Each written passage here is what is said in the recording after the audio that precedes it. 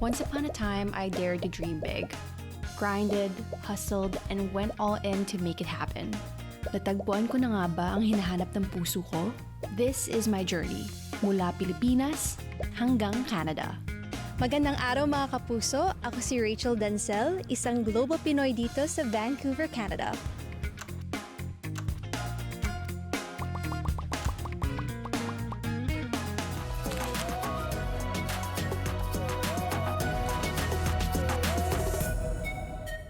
I'm originally from Manila, Philippines, Fairview, Quezon City to be exact. And my main motivation for going to Canada was really just to experience studies abroad. I really wanted to pursue my love for graphic design or diving into marketing and communications. And I thought that also just tying in or having that global experience might propel my opportunities when I fly back to Manila. Inspired by my dad, I wanted to step out of my comfort zone and experience life abroad. Father ko po is an OFW, and part of the reason why we've had such a good life, good education, is from him choosing to challenge himself and find and give us the best future by working and living abroad. And so realizing that growing up, parang na-inspire po ako from following his footsteps. That's part of the reason why I studied engineering, because he's also an engineer. And then, of course, through my mom then, who's very proud of my dad, she's always encouraged us na, we'll see the countless opportunities that can come your way if you open your mind to the world or if you open yourself to the world. So they've been always motivating us to broaden our knowledge and broaden our experiences.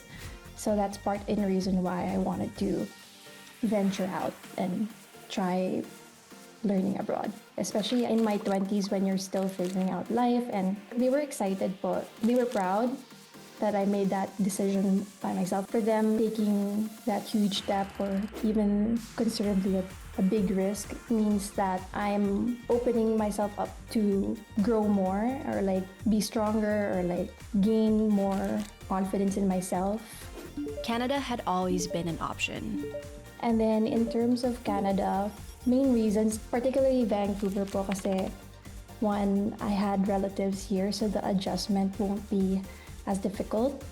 English always is another factor, so it's easier for me to assimilate.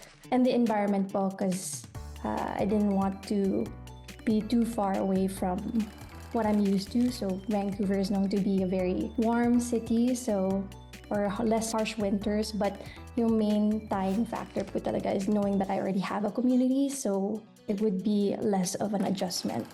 I have distant family or relatives here that I can tap into, which would make the adjustment much less challenging. I was only 23 when I started planning. Punong-puno ako ng pangarap, pag-asa at pananabik sa mga bagay na naghihintay sa akin sa Canada. But it was not easy as I thought it would be. I was understanding of yung sacrifices that need to be made, but at that time, yung priority ko po naging more I just wanna see the world, what it has to offer. Ayoko po talaga nagbaburden sa ibang tao. If kaya kong akuhin ko yung problema muna. Instead of commissioning an agency to help me with my student visa application, I decided to do it on my own para mas makatipid. I'm very thankful po that my parents were supportive of me, especially in my 20s, wala pa po akong savings or wala pa po akong income to do this process by myself. So I'm very indebted to the help that my family was able to give me this opportunity to study abroad. But I'm also very aware of what I'm asking them.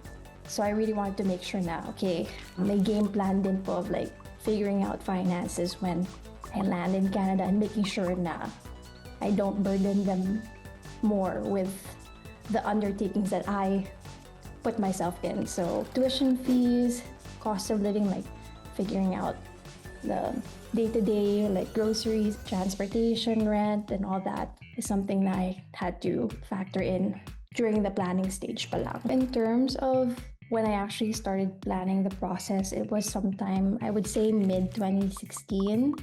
I also had to jumpstart the process of researching the schools that I wanted to attend, canvassing yung how much it's gonna cost me to go through this process, immigration fees, tuition fees, and all that. I would say the planning portion took a long time.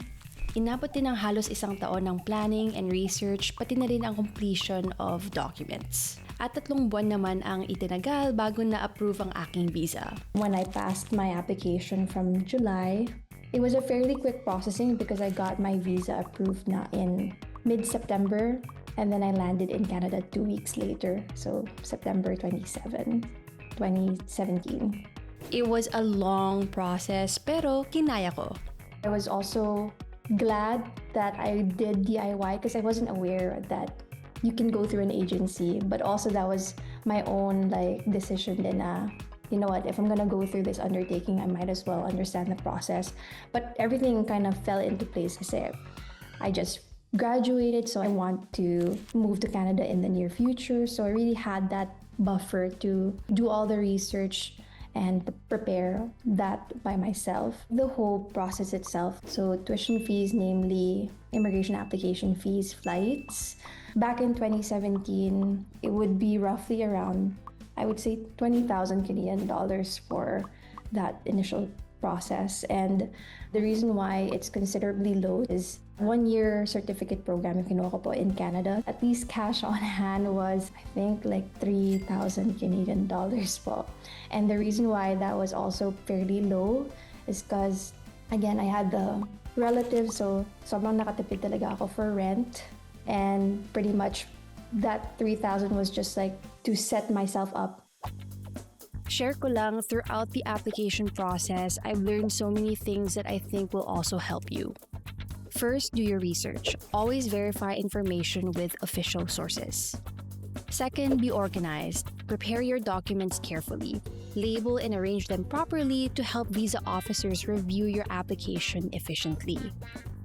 Third, plan your finances. Budget not just for your tuition and rent, but also hidden costs. Add a buffer to cover unexpected expenses or delays. Fourth, pre-plan your arrival. Arrange accommodation and prepare to apply for government documents. Learn about your chosen community to make the first week smoother. Lastly, remind yourself why you are doing this. Give yourself pep talks to stay emotionally strong through challenges and big life transitions. The first couple years have been difficult. Nahiya po ako na I'm staying with my relatives. I can't afford to live by myself at that point in time.